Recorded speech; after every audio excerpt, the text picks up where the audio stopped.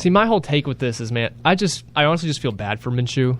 You know, he came in as a 6th-round pick in 2019, got thrown into a team to be the starter when he didn't really expect to be because that was Nick Foles got hurt week 1. He starts the whole season, lands the giant mustache mania deal, Minshew mania, and for being on a team of Jacksonville's caliber that has been as bad as they've been the last couple years, he didn't do half bad. You know, career completion percentage of 62.9, basically a 63 career completion percentage, 5,530 total yards, 37 touchdowns, 11 interceptions. That's not that awful. That's nope, not that bad is at all. solid. That's solid numbers. For the awful talent we've put out there. I mean, granted, you know, 2 years he only throws for 37 touchdowns, but that's respectable. You know, that's maybe that's a fantastic year in respects of Josh Allen and Mahomes. But his touchdown to interception ratio is 3-1. Yeah, over 3-1. It's over 3. Yeah, which is great. Good.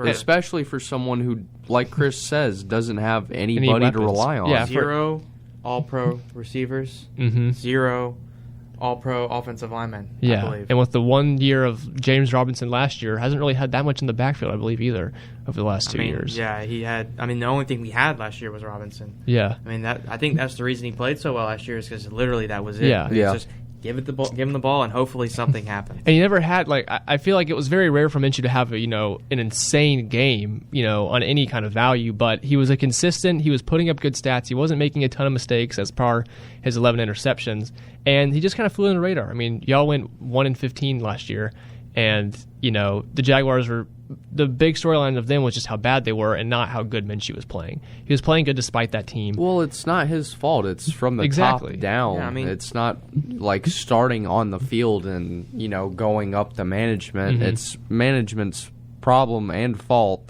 and, it has been since, they got to the AFC Championship a few years ago. It's you could put Mahomes on Jacksonville with the team that he had last year. At most, we would win 3 to 4 games. Yeah, I mean, that team wasn't good. Defense, not good. O-line, not good. Wide receivers, shaky at best. Running back was about the only highlight apart from Minshew as well. It's just like, and then the Jaguars come in. Trevor Lawrence was drafted first overall, which, respect to them, no one was you weren't going to pass on him to keep Minshew. I mean, no one's going to argue with that one. You can't. And I honestly expected Trevor to just get the starting job outright. I didn't even, when I heard there was an actual quarterback controversy in Jacksonville between Minshew and Trevor, I was genuinely shocked. I didn't think that was actually going to happen. Bethard had a way better game than both of those two, and it's like, let's throw another one in the mix, why don't we? Exactly. It's all BS. There was never really a competition. Urban just does this dumb stuff to throw people off. That's Publicity? what he did at Ohio State. He's like, let's keep it quiet for a while, and then we're going to surprise people. I mean, that's just what he does. He just does he wants to keep people on their toes. Oh, really? Is there a quarterback competition between Lawrence and Minshew? No, never. They never, from the start, once they saw that they had the first pick, Trevor Lawrence was our starter going into this year. Yeah. It was never up for grabs, up for debate. I feel like everyone knew that Minshew deep had no down. chance. Everyone knew that deep down. But the fact that it was even a thought to put Minshew in a quarterback competition was insane. And, I don't think he would have been the starter, but, I still think Jacksonville should have kept him just for, you get the sales, like you said, but also, he's been in the league for 2 years now.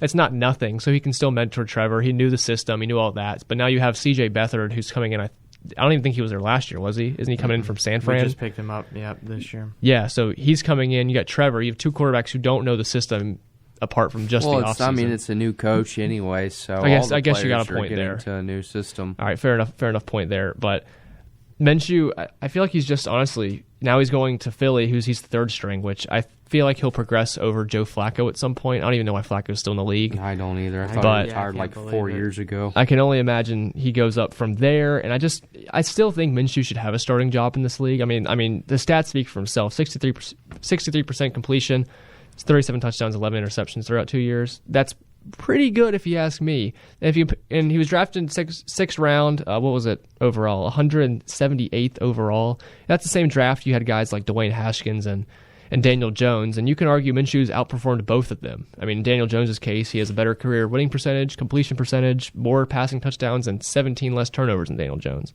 He could start for the Giants. He could arguably start for Washington if you really put a competition in there. Fitzmagic's, he can get the plays up and he can get the good games every once in a while, but he also turns into Fitztragic every once in a while. Yeah. And Minshew, I feel like he's a fairly maybe low ceiling but consistent quarterback.